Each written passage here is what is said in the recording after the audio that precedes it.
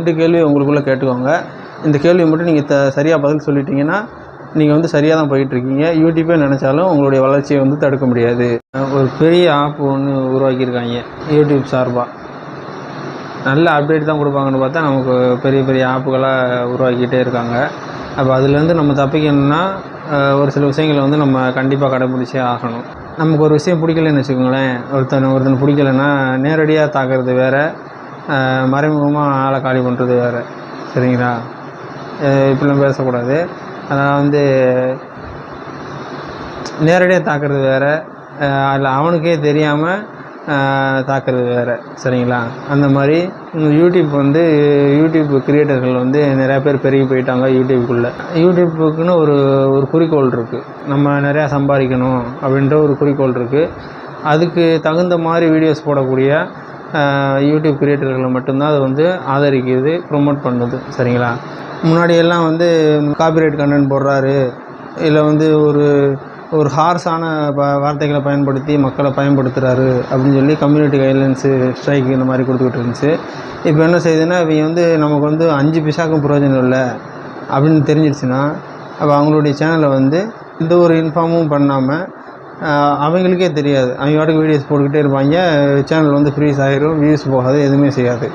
அந்த மாதிரி ஒரு நுணுக்கமான வேலைகளை பார்த்து வந்து நம்மளுடைய சேனலை வந்து ஷேடோ பேன் பண்ணி வச்சுருது. சரிங்களா? பேன் பண்ணி இது வந்து குப்பைக்கு சமம், நமக்கு வந்து 5 பைசாக்கும் பிரயோஜனம் கிடையாது இந்த சேனல்னால்.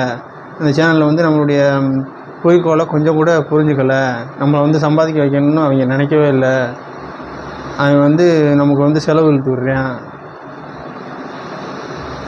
இப்போ அவனுடைய வீடியோஸ் எல்லாத்தையும் நம்ம வந்து காசு கொடுத்து கூகுள்கிட்ட காசு கொடுத்து நம்ம வந்து நிறையா நபர்களுக்கு கொண்டு போய் ப்ரொமோட் பண்ணுறோம் அப்படின்ற விஷயத்த அவன் வந்து புரிஞ்சிக்கவே இல்லை. அதனால் ஸ்கூட்டி மட்டும் ஓட்டிக்கிட்டே இருக்கேன். இப்போ ஸ்கூட்டி ஓட்டுற இப்போ வந்து நிறையா பேருக்கு வந்து சப்ஸ்கிரைபர் வந்து 1000 சப்ஸ்கிரைபர் வந்து ஈஸியாக ரீச் பண்ணிடுவாங்க, ஏதோ ஷார்ட்ஸ் மூலிமா, இந்த மாதிரி இதில். சரிங்களா? ஏதோ ஒரு லக்கு மூலிமா. அப்போ வாட்சிங் ஹவர்ஸ் இன்க்ரீஸ் பண்ணிட்டு என்ன செய்வாங்க, அவங்க சம்மந்தமே இருக்காது, நைட்டு ஒரு 8 மணி இருக்கும், 8:30 மணி இருக்கும், ஒரு ஸ்கூட்டியோட கண்ணாடி மட்டும்தான் கேமராவில் தெரியும். அப்படியே வந்து 1.5 மணி நேரம் அப்படி போய்கிட்டே இருப்பாங்க ஹைவேயில்.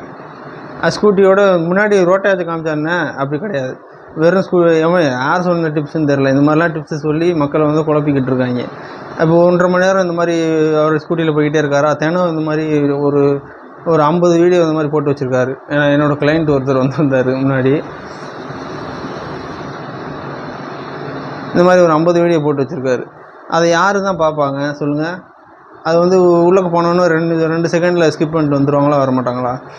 அந்த மாதிரி லாங் வீடியோஸ் வந்து போட்டால் வாட்சிங் ஹவர்ஸ் வந்து இன்க்ரீஸ் ஆகுமா? இந்த மாதிரி ஒரு அடிப்படையான சில விஷயங்களே புரிஞ்சுக்கிறாமல் யூடியூப்பில் வந்து வீடியோஸ் போட்டுக்கிட்டு இருக்காங்க. அப்போ அந்த 1 மணி நேரம் வீடியோ வந்து அது கூகுள் க்ளவுடுன்னு என்ன தெரியுமா? க்ளவுட் ஸ்டோரேஜ் அப்படின்னா நம்மளுடைய இமேஜ், இந்த மாதிரி மெமரிஸ் எல்லாத்தையுமே சேவ் பண்ணி வைக்கக்கூடிய ஒரு இடம். அதுக்கு வந்து ஒரு 15 GB, கூகுள் வந்து 15 GB மட்டும்தான் ஃப்ரீயாக கொடுக்கும் ஒவ்வொரு இமெயில் ஐடிக்குமே. அதை வந்து நம்ம வந்து நம்மளுடைய ஃபோட்டோஸு, இந்த மாதிரி அழகான வீடியோஸு, நினைவுகள் எல்லாத்தையுமே சேவ் பண்ணி வச்சுக்கலாம். 15 GB வந்து 15 GBக்கு கூட நம்ம யூஸ் பண்ணிட்டோம்னா நம்ம வந்து மந்த்லி வந்து ஒரு 59 ரூபா இந்த மாதிரி பே பண்ணுற மாதிரி இருக்கும். சரிங்களா? இல்லை வந்து ஒரு காசு கொடுத்து இத்தனை ஜிபி ஸ்டோரேஜை வந்து நம்ம விலைக்கு வாங்குற மாதிரி இருக்கும். அப்போ இந்த மாதிரி பெரிய பிஸ்னஸே போய்கிட்டு இருக்குது. சரிங்களா? இதுக்கு மத்தியில் இப்போ நான் சொன்னேன், இவர் போடக்கூடிய அந்த வீடியோவை 1.5 மணி நேரம் வீடியோவை அது ஒரு விஷயத்தில் தான் சேவ் பண்ணி தானே வச்சுருக்கு சொல்லுங்கள். யூடியூப்புக்குன்னு ஒரு க்ளவுடு ஸ்பேஸ் ஒன்று இருக்கும். சரிங்களா? அதில் வந்து சேவ் பண்ணி வச்சுருக்கு உங்களுடைய வீடியோஸ் எல்லாத்தையுமே. அது எத்தனை ஜிபி ஸ்டோரேஜ் ஆகும்? இது குப்பை தானே, வேஸ்ட்டு தானே. அதனால் யூடியூப் என்ன லாபம்? 5 பைசாவுக்கும் பிரயோஜனம் கிடையாது. சரிங்களா? நம்மளுடைய வந்து குறிக்கோளை இவர் வந்து புரிஞ்சிக்கவே இல்லை, நம்மளை வந்து சம்பாதிக்க வைக்கணும்னு நினைக்கவே இல்லை அப்படின்னு சொல்லி யூடியூப் வந்து நல்லா புரிஞ்சுக்கிட்டு அதை வந்து அவர்கிட்ட சொல்லாமல் கொள்ளாமல் அவருடைய சேனலை வந்து அப்படியே பேன் பண்ணி ஒரு குப்பையில் தூக்கி போட்டுரும். சரிங்களா? அவங்களுடைய அப்புறம் எந்த வீடியோ போட்டாலும் போகவே போகாது, வியூஸ் போகாது, நமக்கு என்ன எதுன்னு தெரியாது. எத்தனை நீங்கள் யூடியூப் டிப்ஸு பார்த்தாலும் அதை வந்து ரெக்கவர் பண்ணவே முடியாது. சரி, இப்போ இதுக்கு என்ன செய்யணும் அப்படின்னா, நீங்கள் வந்து உங்களுடைய டார்கெட் ஆடியன்ஸ் யார் அப்படின்ற இந்த ஒத்த கேள்விக்கு கரெக்டாக உங்களால் பதில் அளிக்க முடிஞ்சதுன்னா நீங்கள் வந்து கரெக்டான பாதையில் தான் போயிட்டுருக்கீங்க அப்படின்னு அர்த்தம். சரிங்களா? இப்போ ஏன்ட்டு கேட்டிங்கன்னா, என்னுடைய டார்கெட்டட் ஆடியன்ஸ் யார், நான் யாருக்காக வீடியோ போடுறேன் அப்படின்னு நீங்கள் கேட்டிங்கன்னா, ஒரே வார்த்தையில் நான் சொல்லிடுவேன். நான் வந்து யூடியூபர்ஸ்க்காக வீடியோ போடுறேன். யூடியூபர்ஸ் தவிர யாருமே என்னுடைய வீடியோஸ் வந்து பார்க்க வேணாம், பார்த்தா அவங்களுக்கு பயன்படாது. ஏன்னா நான் வந்து யூடியூப் டிப்ஸ் மட்டும் தான் போட்டுட்டு வரேன். யூடியூப்பில் வந்து க்ரோ ஆகிறதுக்கு கஷ்டப்பட்டுட்டு வர்றேன் யூடியூப் கிரியேட்டர்களுக்கு நான் உதவி செஞ்சுக்கிட்டு வரேன்.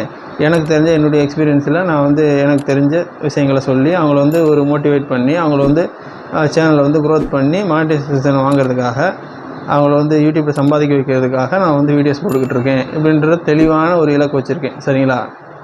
இதே மாதிரி உங்களாலையும் ஒத்த வரியில் உங்களால் சொல்ல முடியுமா, உங்களுடைய டார்கெட்டட் ஆடியன்ஸ் யார், யாருக்காக வீடியோ போடுறீங்க? இந்த 2 கேள்வி உங்களுக்குள்ளே கேட்டுக்கோங்க. இந்த கேள்வி மட்டும் நீங்கள் சரியாக பதில் சொல்லிட்டீங்கன்னா நீங்கள் வந்து சரியாக தான் போயிட்டுருக்கீங்க. யூடியூப்பே நினச்சாலும் உங்களுடைய வளர்ச்சியை வந்து தடுக்க முடியாது. இதுக்கு நீங்கள் பதில் சொல்லலைன்னு வச்சுக்கோங்களேன், நீங்கள் வந்து தவறான வழியில் போயிட்டுருக்கீங்க அப்படின்னு அர்த்தம். சரி, நான் சரியான வழியில் போகிறேனோ தவறான வழியில் போகிறேனோ, இப்போ என்னுடைய சேனலில் வந்து ஷேடோ பேன் பண்ணப்பட்டிருக்கா அப்படின்றத எனக்கு சொல்லுங்கள் அப்படின்னு சொன்னீங்கன்னா, நீங்கள் வந்து யூடியூப் சர்ச்சில் போய் உங்களுடைய சேனல் நேமை வந்து சர்ச் பண்ணுங்கள். சரிங்களா? அது வந்துருச்சுன்னா உங்களுடைய சேனலில் வந்து இன்னும் உயிரோடு தான் இருக்குது. உங்கள் சேனலில் வந்து இன்னும் வந்து ஷேடோ பேன் பண்ணலை அப்படின்னு அர்த்தம். சரிங்களா?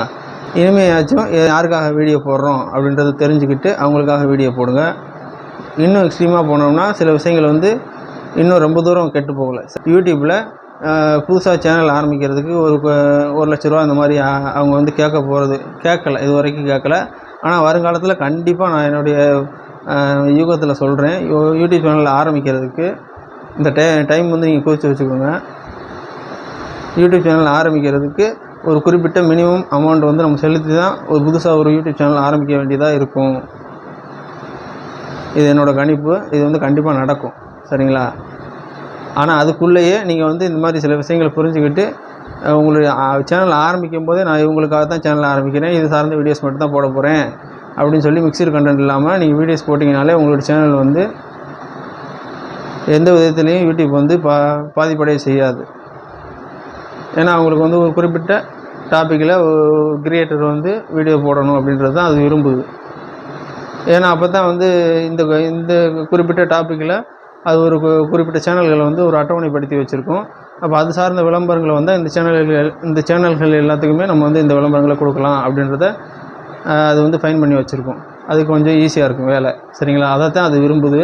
நம்ம வந்து கொச்சமிச்சன்னு நிறையா கண்டென்ட்களை ஒரே சேனலில் போட்டுக்கிறதுன்னு வச்சுங்களேன், அதுக்கு வந்து மண்டை சுற்றி போயிடும். சரிங்களா?